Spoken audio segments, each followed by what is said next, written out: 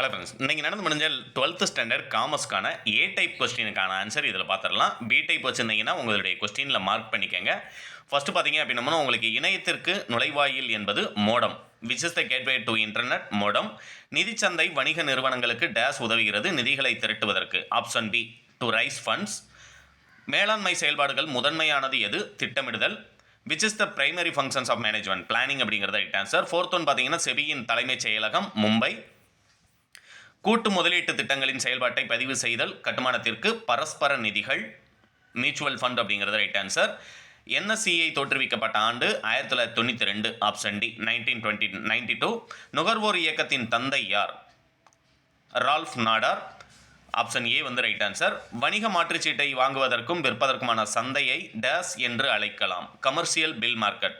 வணிக ரசீது சந்தை. ஆப்ஷன் ஏ.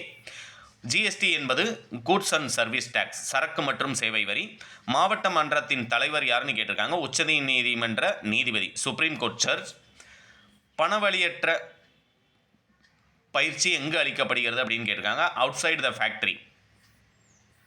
அடுத்து மேலாண்மை என்பது ஒரு ஆர்ட் அண்ட் சயின்ஸ், கலை மற்றும் அறிவியல். வணிகத் தொழில் முனைவோரை சாராத பணிகளை கண்டறிய கேட்டிருக்காங்க. தயாரிப்பு, மேனுஃபேக்சரிங் அப்படிங்கிறது ரைட் ஆன்சர். சந்தையில் உயர்நிலையில் இருப்பவர் யார்? சில்லறை விற்பனையாளர். பி டைப்கான கொஸ்டின் வேணும்னா டிஸ்கிரிப்ஷனில் ஏ அண்ட் பி ரெண்டுமே டவுன்லோட் லிங்க் கொடுத்துருக்கேன், நீங்கள் டவுன்லோட் பண்ணி செக் பண்ணிக்கலாம். பணச்சந்தையில் முக்கிய பங்காற்றும் அமைப்பு வணிக வங்கி, கமர்ஷியல் பேங்க். திட்டமிடல் என்பது டேஸ் செயல்பாடு ஆகும். பரவலான ஊடுருவலான அப்படிங்கிறது ஆப்ஷன் பி ரைட் ஆன்சர்.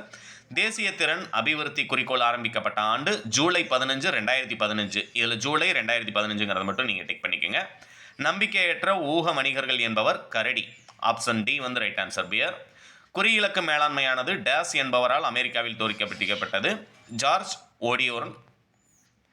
விளம்பரம் என்பது ஒரு டேஸ் ஆட்சேர்ப்பு வளமாகவும் கேட்டிருக்காங்க. புற வளங்கள். 5 மார்க் கொஸ்டினை பொறுத்த வரைக்கும் நமக்கு கொஞ்சம் டஃபாக தான் இருந்தது. அடுத்த எக்ஸாம் எக்கனாமிக்ஸ் அப்போ ரொம்ப சிம்பிளாக இருக்கும் அப்படிங்கிற ஞாபகத்தில் வச்சுக்கோங்க. எல்லாம் நல்ல முறையில் ப்ரிப்பேர் பண்ணுங்கள். அடுத்த எக்ஸாமுக்கான அடுத்தடுத்து நடக்கக்கூடிய எல்லா சப்ஜெக்ட்டுக்குமே இம்பார்ட்டன்ட் கொஸ்டின் நம்முடைய சேனலில் ரெடியாக இருக்குது.